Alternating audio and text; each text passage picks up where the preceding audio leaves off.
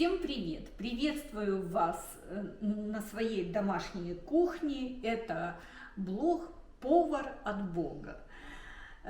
Спасибо тем людям, которые интересуются моим творчеством, а также активно подписывайтесь. Будем готовить вместе. Итак, сегодня я предлагаю вам приготовить английский рисовый пудинг. И я вам хочу сказать, что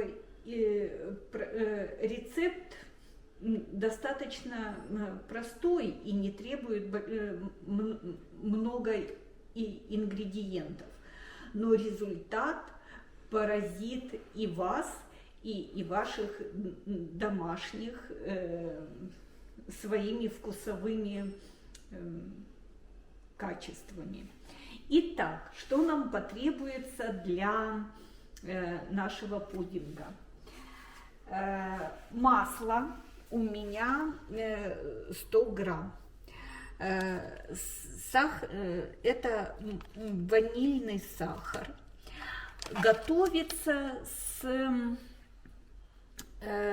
изюмом, но я предлагаю вам с журавлиной.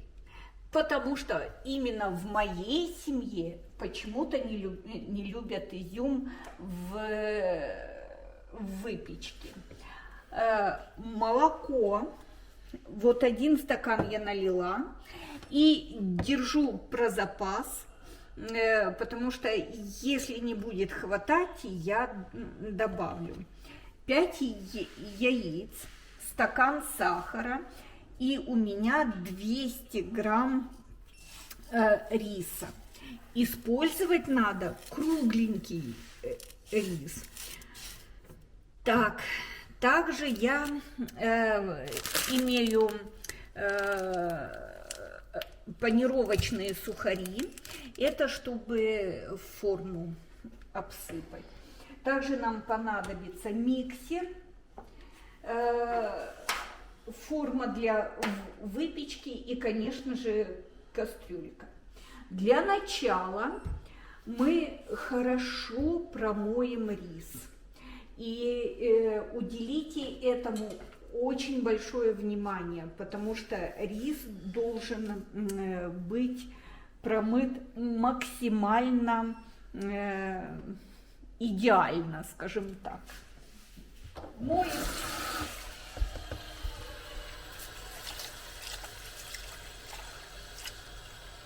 Смотрите, вот у нас вода, в принципе, вся выпарилась, и рис в таком полуготовом состоянии. И я добавляю стакан молока. Пусть вас не смущает, что как бы получается жидко. И сейчас в молоке мы прогреем буквально 3 минуты. Так, желтки мы просто их перемешиваем.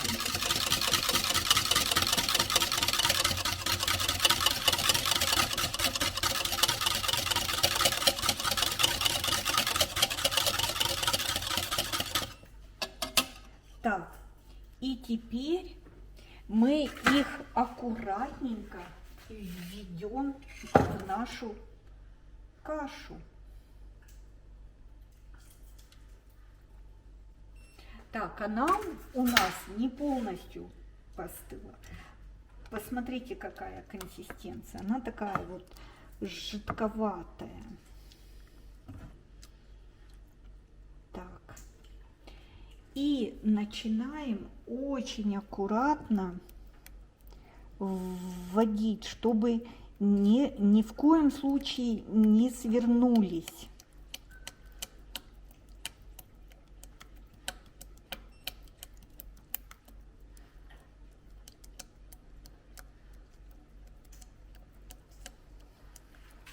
Такая получается рисово-молочная яичная масса.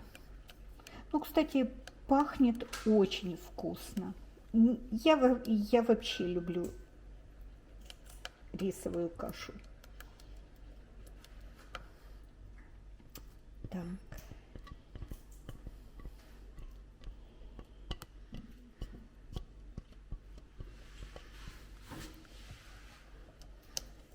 Так, посмотрите. Вот у нас вот такая вот красота. Сюда мы добавляем ванильный сахар. У меня здесь приблизительно чайная ложка.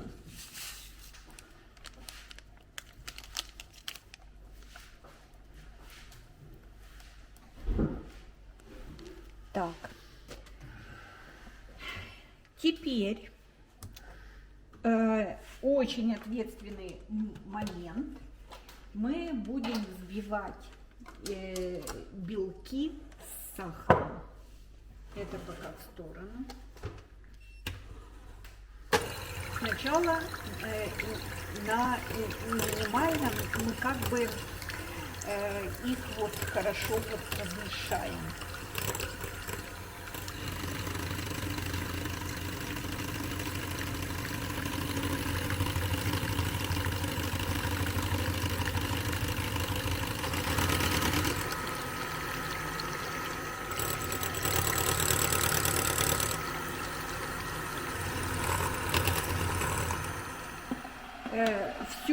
Все прогрелось у нас. Посмотрите. Так, отключаю, отставляю в сторону. И сюда я добавляю сливочное масло. Вот все, которое есть. Все не жалко. Так. Теперь ждем, когда рис остынет. Я промыла рис, и теперь я погружаю его в кастрюльку. Так, надо будет отварить. Многие отваривают в молоке. Но я считаю, что молоко как бы потом приобретает какой-то такой невкусный привкус. Поэтому я сначала отварю рис в воде.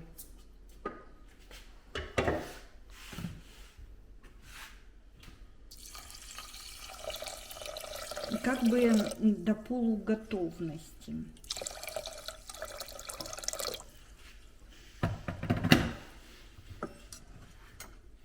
Так. Ставим на газ, включаем и ждем, пока мы можем выпить по чашечке кофе. Так, пока варится рис, я нагрею воду и залью нашу журавлину. Как это по-русски? Журавлина. Клюква. Залью кипятком и оставлю нашу журавлину, ну, там, пока она нам не потребуется. Пока каша рисовая у нас остывает, мы займемся очень ответственным делом, это яйцом. И мы будем отделять желтки от белков. Перед этим ответственным делом, чтобы все хорошо взбивалось, еще раз, все должно быть идеально чистым и идеально сухим.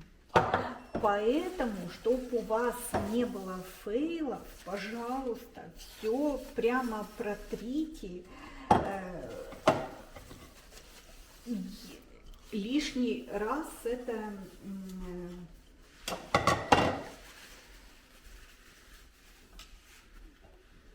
так, я разбиваю над стаканом.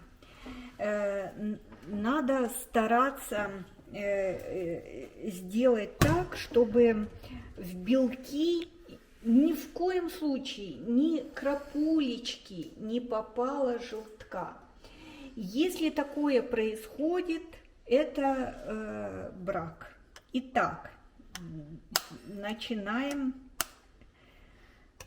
Очень ответственное дело, очень.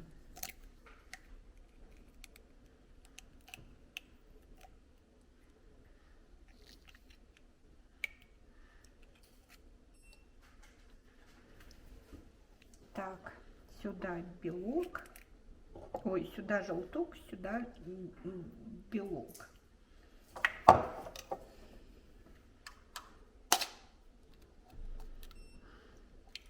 Вот, видите, у меня фейл. Все, нам это яйцо не подходит.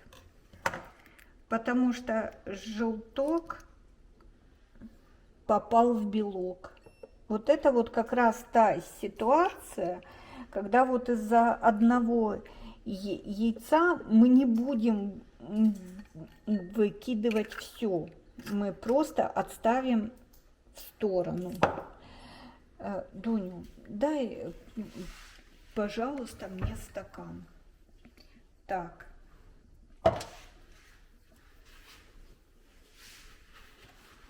Мы его хорошо протираем, чтобы он был идеально сухим, идеально.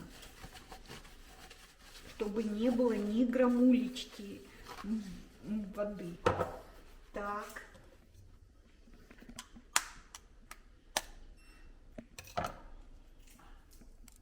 Опять.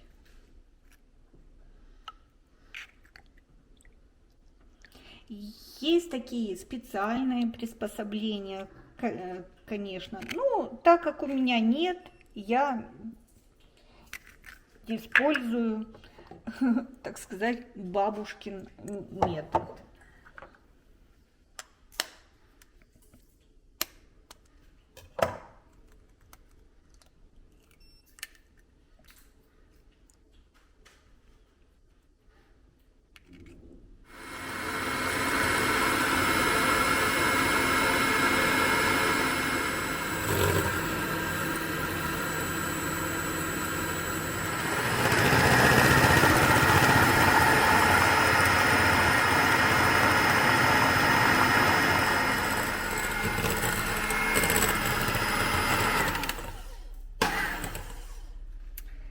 Так, ну все, мы сбили. Каждый раз, когда я пользуюсь миксером, я всегда думаю о том человеке, который придумал этот шедевр. И всегда благодарю его за это. Потому что настолько упрощает жизнь людям, что прям даже и не знаю, как сказать спасибо. Так, теперь нам надо аккуратно соединить белки с нашей кашкой. Так, смотрите, я по столовой ложке начинаю добавлять и аккуратно вымешиваем.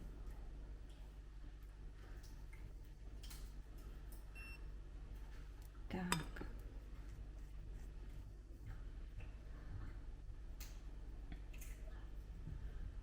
Аккуратненько соединяю. Получается такая масса.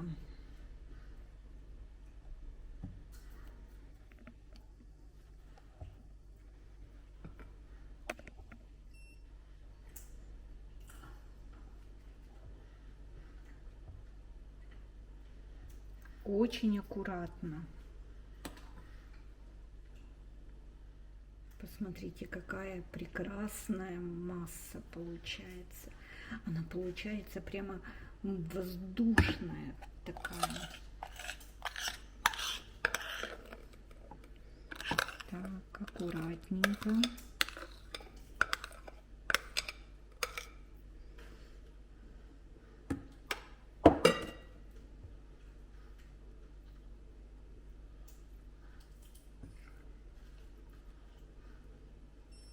Так, я уже, кстати, вот включила духовку. Духовку ставим на 170 градусов. И я подготовила форму. Я, как сказать, обработала сливочным маслом и обсыпала сухарями. Кстати, в Польше панировочные сухари называются булка терта.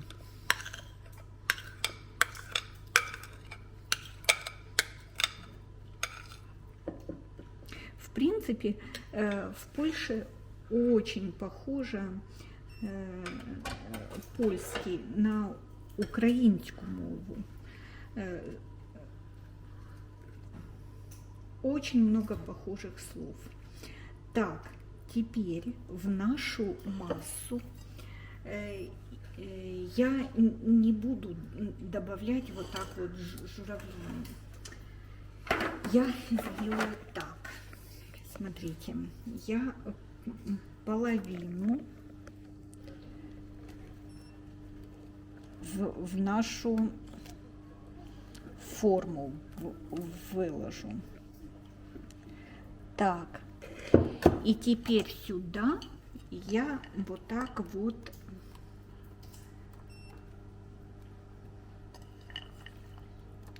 журавлину.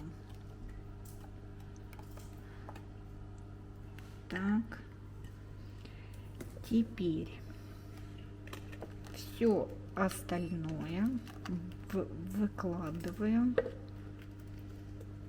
У нас, наверное, маленькая форма. Надо было форму чуть больше брать. Ну, в принципе, можно выпекать как и в маленьких формочках, там порционно. Тогда время выпечки будет меньше. Или же в большой форме. Ну вот и я, по-моему, промахнулась с формой. Ну ладно. Так.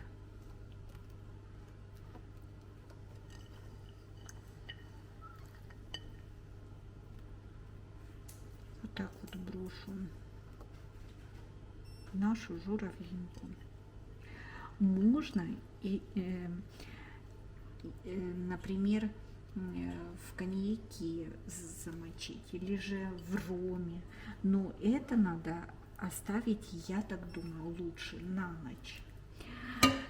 Можно изюм или какие-нибудь интересные цукаты.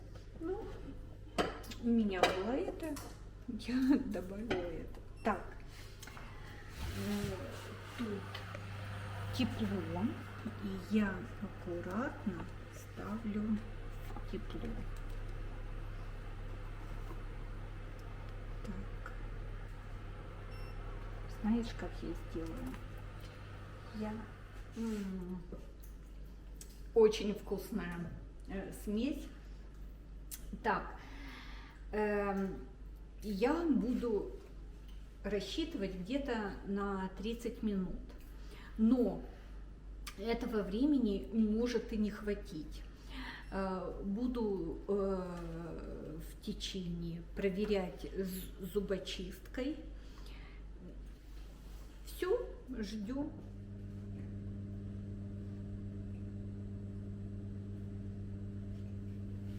Какая красота! И вкусноти! Прошло полчаса и проверяем наш пудинг. Ай, какой он! Так, ну он еще не пропекся. Оставляем на 10 минут. Прошло дополнительных 10 минут. И сейчас мы опять посмотрим.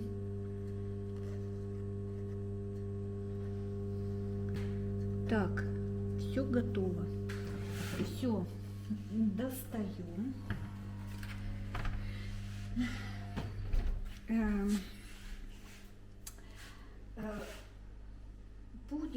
можно подавать как холодным, так и горячим. Сверху можно любым джемом, можно фруктами украсить, так что кому что нравится. Я предпочитаю холодным и